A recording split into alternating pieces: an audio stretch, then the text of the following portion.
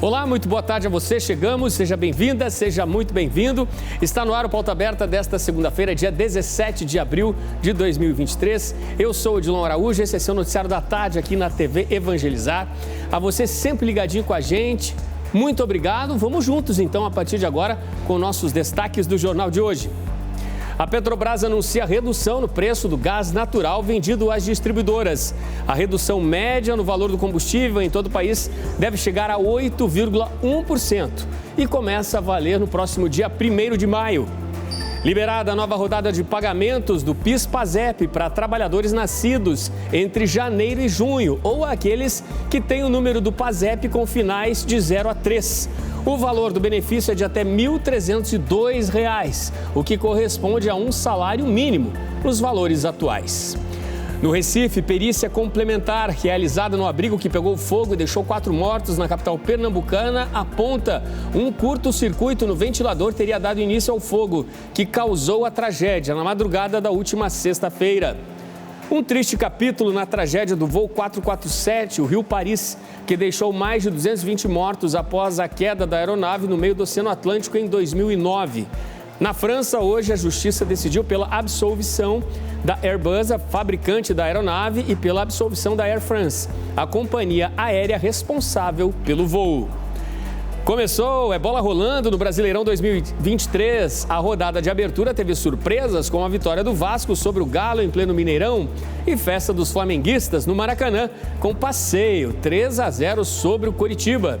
E a gente começa a mostrar no Pauta Aberta a nossa mais nova série, Expedição Faxinal, a Terra das Cachoeiras. Um paraíso que você vai conhecer a partir desta segunda e que atrai a cada dia mais e mais turistas para o interior do Paraná. Você não pode perder. Fique ligadinho com a gente, o Pauta Aberta começou.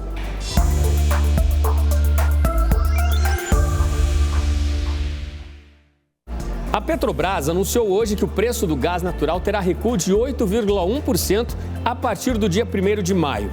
A estatal afirma que esse reajuste faz parte de uma atualização trimestral já prevista nos contratos das distribuidoras. Mas, importante destacar, esse preço final ao consumidor vai depender aí de outros fatores, além desse recuo de preço anunciado pela Petrobras. Com essa atualização, o preço do gás natural vendido pela Petrobras para as distribuidoras acumula redução de 19% no ano. Essa redução do preço do gás natural vendido às distribuidoras se reflete diretamente na variação do preço do combustível, vinculado às oscilações do petróleo Brent e da taxa de câmbio e do transporte por dutos.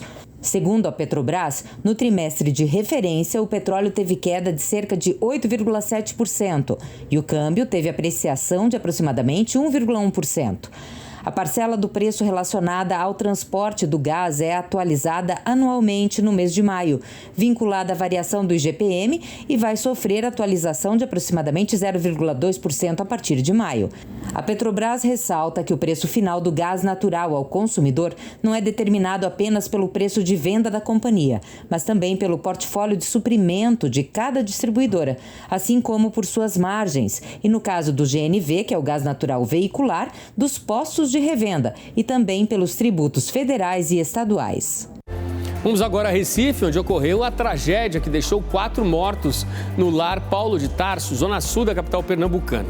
Hoje, por lá, foi realizada uma perícia complementar no abrigo incendiado. E essa perícia apontou um curto-circuito teria dado início ao incêndio. A perícia complementar, realizada hoje pela manhã, apontou que um curto-circuito no ventilador da parede da sala provocou um incêndio que destruiu o lar Paulo de Tarso, na zona sul do Recife, na sexta-feira. 3 crianças e uma cuidadora morreram e 13 pessoas ficaram feridas. O Instituto de Criminalística descartou a possibilidade de ter sido um incêndio criminoso e informou que a causa do incêndio foi uma pane elétrica. Foram analisadas imagens das câmeras de segurança do abrigo e os laudos da estrutura que sobrou da casa.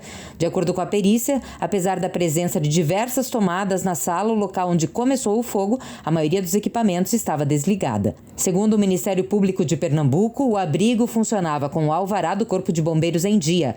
Hoje, o Tribunal de Justiça de Pernambuco, que coordena o serviço de acolhimento de crianças em risco social, informou que 2 menores feridos no incêndio tiveram alta médica e foram levados para a Casa de Acolhida Acalante, administrada pela Prefeitura do Recife, no Prado, na Zona Oeste.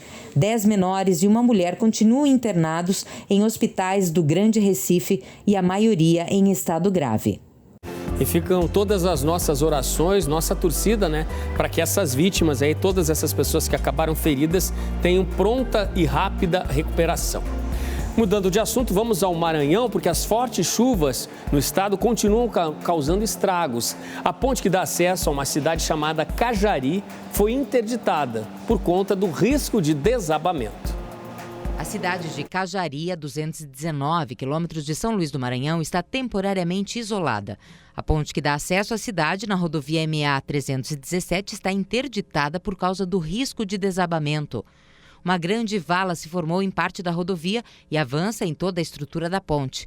O município é uma das 70 cidades que decretaram situação de emergência devido aos temporais que atingem o estado desde março. Pelas redes sociais, o governador do Maranhão, Carlos Brandão, disse que enviou equipes do governo para prestar auxílio aos moradores de Cajari devido à interdição da ponte. Equipes do Corpo de Bombeiros trabalham para restabelecer o tráfego em Cajari. A Defesa Civil do Maranhão já começou a distribuir cestas básicas para as vítimas das chuvas. Até agora foram confirmadas 6 mortes no estado e das 40.678 famílias afetadas, 8.432 estão desabrigadas e desalojadas. O governo federal reconheceu a situação de emergência em mais 14 cidades do Maranhão, atingidas pelas fortes chuvas. Com o reconhecimento, os municípios podem solicitar recursos federais para ações de defesa civil. A partir desta segunda-feira, um novo grupo de trabalhadores começou a fazer o saque do PIS/PASEP. A parcela é referente ao ano base 2021 e o valor pode chegar até R$ 1.302. Veja agora se você está entre os beneficiados e como fazer para consultar o calendário de pagamento.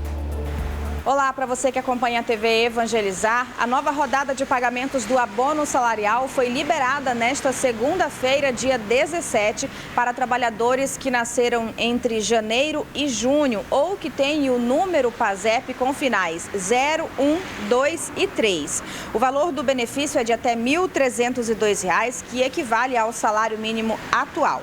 A Caixa será responsável por pagar o PIS aos trabalhadores do setor privado e o Banco do Brasil será o responsável por pagar o PASEP aos servidores públicos. Até o final deste mês devem ser pagas mais de 4 milhões e 100 parcelas, totalizando aí mais de 4 bilhões de reais. E no decorrer de 2023, 23 milhões de trabalhadores devem receber o abono. Lembrando que o calendário de pagamentos vai até o mês de julho.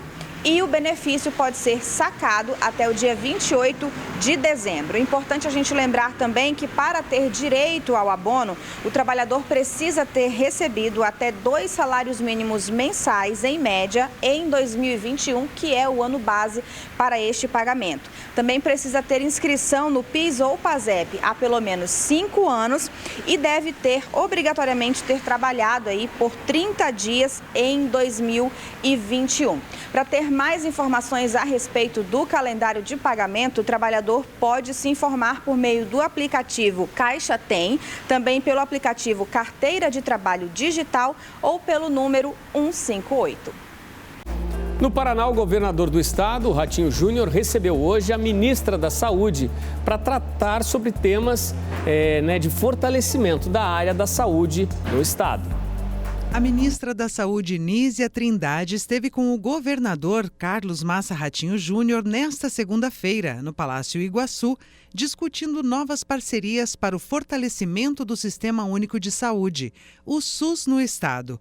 O governador mostrou à ministra que o Paraná tem reforçado o atendimento à população com unidades como os hospitais regionais da Lapa, na região metropolitana de Curitiba, de Toledo, no oeste, e de Cornélio Procópio, na região norte, entre outros. Essa estrutura toda foi apresentada para a ministra para que ela possa também, de alguma maneira, nos ajudar a efetivar e colocar em prática esses grandes projetos que vão atender a população do Paraná. As instituições de ciência e tecnologia também esteve na pauta do encontro. A tradição do Tecpar, Instituto de Tecnologia do Paraná, reconhecido como um indutor de inovação, o avanço em tecnologias que possam impactar o acesso da população a vacinas e medicamentos e a parceria importante com a Fiocruz. Foi uma reunião excelente onde foram apresentados aspectos específicos do Estado na atenção primária, na alta e média complexidade. Discutimos também o papel do Estado através de suas instituições de ciência e tecnologia para avançar em tecnologias que possam impactar o acesso da população a vacinas, a medicamentos, que é uma tradição também aqui no Estado, com a Fiocruz, com o Tecpar, o Instituto de Biologia Molecular do Paraná. Discutimos muito sobre as questões relacionadas ao financiamento do SUS e sobre esse histórico ao longo da implementação do SUS, de avanços, de problemas e de desafios fundamentais, como é a questão do financiamento. Então, foi uma reunião muito positiva e que eu saio daqui com a convicção de que estamos indo nesse caminho, como sempre coloca o slogan, que o presidente Lula definiu, de união, de reconstrução, de valorizar também a grande potência da saúde. Você vai ver no próximo bloco, a justiça francesa decide pela absolvição da fabricante europeia Airbus e da companhia Air France pelo acidente do voo Rio-Paris em 2009, que matou 228 pessoas. E ainda o primeiro episódio da série Expedição Faxinal, a Terra das Cachoeiras. Fique ligadinho com a gente, o Pauta Aberta volta já.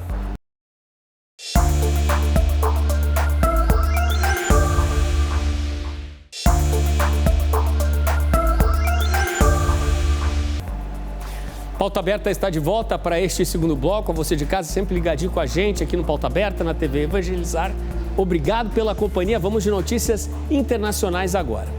O julgamento da tragédia com o Air France 447, o voo Rio-Paris, que mergulhou no Oceano Atlântico em 2009, e que não deixou sobreviventes, terminou nesta segunda-feira com uma sentença que não era esperada, ao menos para a maioria dos familiares das vítimas.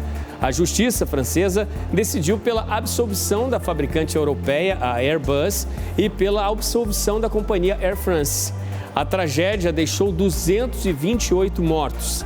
Ambas as empresas foram julgadas por homicídios dolosos. Quase 14 anos depois da tragédia, a justiça francesa absolveu nesta segunda-feira a fabricante europeia Airbus e a companhia Air France pelo acidente do voo AF447 Rio-Paris em 2009. As duas empresas eram julgadas por homicídios dolosos no desastre que matou 228 pessoas. O Tribunal de Paris decidiu pela absolvição por considerar que, embora tenha cometido falhas, não foi possível demonstrar nenhuma relação de causalidade segura com o acidente. Em 1º de junho de 2009, o voo AF447, que fazia a rota entre o Rio de Janeiro e Paris, caiu no meio da noite no Oceano Atlântico, algumas horas após a decolagem. Os 216 passageiros e 12 tripulantes a bordo morreram na tragédia. A bordo do avião, um A330 com registro FGZCP, estavam pessoas de 33 nacionalidades, com uma maioria de franceses, brasileiros e alemães. Este foi o acidente mais letal da história da aviação comercial francesa. Após um longo processo, marcado por opiniões conflitantes dos magistrados e que aconteceu de 10 de outubro a 8 de dezembro, o Ministério Público havia solicitado a absolvição das duas empresas por considerar que era impossível demonstrar culpabilidade. A requisição não foi aceita pelas partes civis, pois consideraram que apontava exclusivamente contra os pilotos e a favor das duas multinacionais. Durante todo o julgamento, os representantes da Airbus e da Air France alegaram que as empresas não cometeram nenhum crime. Os advogados pediam a absolvição, o que classificavam como uma decisão humanamente difícil, mas técnica e juridicamente justificada. E olha só, gente, a nave espacial considerada a mais poderosa de toda a história teve hoje o primeiro lançamento adiado em cima da hora. Conhecida como Starship, ela pertence à empresa SpaceX, do bilionário Elon Musk. O lançamento estava previsto para ser realizado hoje pela manhã na base da SpaceX no sul do Texas. O voo seria apenas um teste e não seria tripulado. Uma nova data deve ser informada ainda esta semana. Nos minutos finais da contagem regressiva, a empresa anunciou durante transmissão ao vivo o cancelamento. O dono, Elon Musk, informou em uma publicação no Twitter que a interrupção do voo foi por causa do congelamento de uma válvula de pressurização. O veículo espacial foi escolhido pela NASA para levar os astronautas de volta à Lua, na missão Artemis 3, que deverá acontecer em 2025. Medidas de prevenção aí que cancelaram, esse lançamento hoje no sul do Texas. Vamos agora ao futebol. Começou o Brasileirão 2023. A primeira rodada teve nada menos do que 26 gols. Destaques para a boa vitória do Vasco sobre o Atlético Mineiro em pleno Mineirão e para a goleada do Flamengo, 3-0 sobre o Coritiba. Veja como foi. Em São Paulo, num dos jogos de abertura deste Brasileirão, deu Palmeiras, 2-1 sobre o Cuiabá. No outro, em BH, deu Fluminense para cima do América, 3-0. No Rio, o Botafogo fez valer o mando de campo, venceu por 2-1 o São Paulo. Pelo mesmo placar, o Bragantino superou o Bahia. Boa estreia dentro de casa. Na Arena da Baixada, deu Furacão, 2-0 sobre o Goiás. No Castelão, Fortaleza e Internacional ficaram iguais no placar, 1-1 e foi só. No Mineirão, o Vasco partiu para cima do Galo e surpreendeu o time de Hulk e companhia, 2-1. No Maracanã, deu Flamengo, 3-0 sobre o Coritiba. Na Arena Itaquera, melhor para o Timão sobre o Cruzeiro, 2-1. E no fechamento da rodada, o Grêmio, jogando em casa, venceu o Santos, 1-0. Bom, após essa primeira rodada, Fluminense, Flamengo, Atlético Paranaense e Palmeiras ocupam, pelos critérios, as 4 primeiras posições. Na zona de rebaixamento, as últimas posições, pelos critérios, estão com América Mineiro e Curitiba. E o Pauta Aberta começa a apresentar para você, a partir desta segunda-feira, a série de reportagens Expedição Faxinal à Terra das Cachoeiras. O município que fica na região norte do estado é cada vez mais conhecido pelas lindas cachoeiras que deixam ainda mais belas as paisagens da região. Já são mais de 120 dessas cachoeiras catalogadas e são elas que fazem aumentar ainda mais o potencial turístico de Faxinal.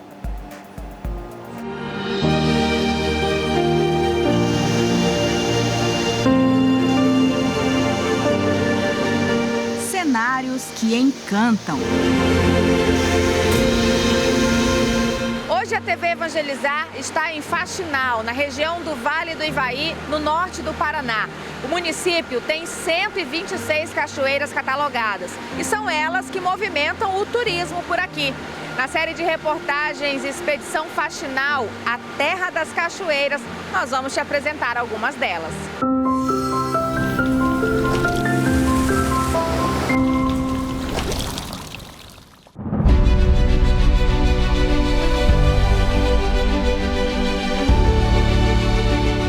Distante 330 quilômetros da capital Curitiba, não seria exagero dizer que Faxinal é um dos destinos mais surpreendentes do norte do Paraná e até do estado.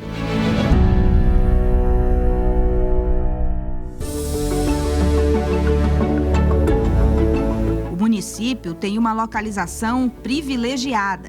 É cercado pela rica natureza do Vale do Ivaí. Sua economia é movida pelas produções de grãos. É conhecido pela produção de tomates, são cerca de 28 mil toneladas por ano, mas também pela quantidade de cachoeiras. Hoje, Faxinal recebe turistas do mundo inteiro, da Europa, da Ásia, das Américas, e faz com que a pessoa venha não só conhecer a história, e tem muita história aqui no município de Faxinal que foi sendo descoberta aí com o desenvolver do turismo, mas também o pessoal que quer descansar e o pessoal que quer fazer um esporte radical nos finais de semana. As As cachoeiras de Faxinal são verdadeiras atrações e dão potencial turístico ao município. Por ano, passam por aqui cerca de 15 mil visitantes. E esses visitantes ajudam a movimentar e desenvolver a economia, tanto na cidade quanto no meio rural. O turismo ele não envolve somente os empreendimentos, ele acaba envolvendo uma série de empreendimentos, tanto dentro da cidade quanto no turismo rural. E os serviços são oferecidos, né? O dinheiro do turista vem para o município de Faxinal. Além de ser gasto aqui, ele gira no comércio local, né? Hoje temos pessoas que começou com o turismo como renda extra e hoje já trabalham exclusivamente com o turismo aqui no município. E foi pensando em divulgar ainda mais o potencial turístico do município que há um ano a Angélica criou a primeira linha de souvenirs de Faxinal, que são aquelas lembrancinhas que a gente leva para alguém quando visita um lugar. Hoje, já são 10 itens entre imãs de geladeira, canecas e agendas. E a ideia principal dessas lembrancinhas são o quê? Movimentar o comércio local. Então, tudo é produzido aqui em Faxinal. Essa é a essência da linha Vem Pra Faxinal. O fomento do turismo começou no início dos anos 2000. De lá para cá, para auxiliar os aventureiros, a cidade disponibiliza os serviços do Centro de Atendimento ao Turista, o CAT. O espaço funciona de quarta a domingo. Quando o turista vem para Faxinal, a gente sempre pede para ele estar passando no CAT para pegar informações.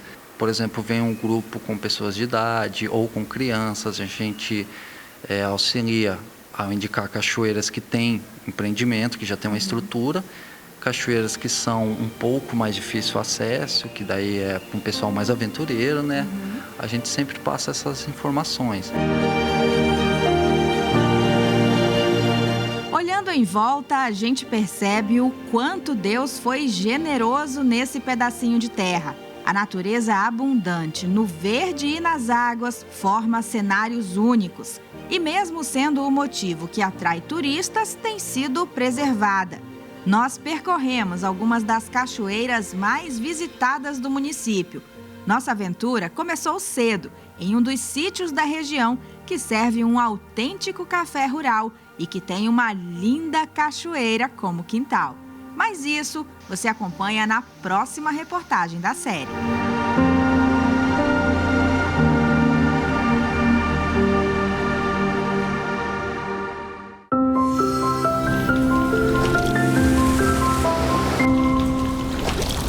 Espetáculo.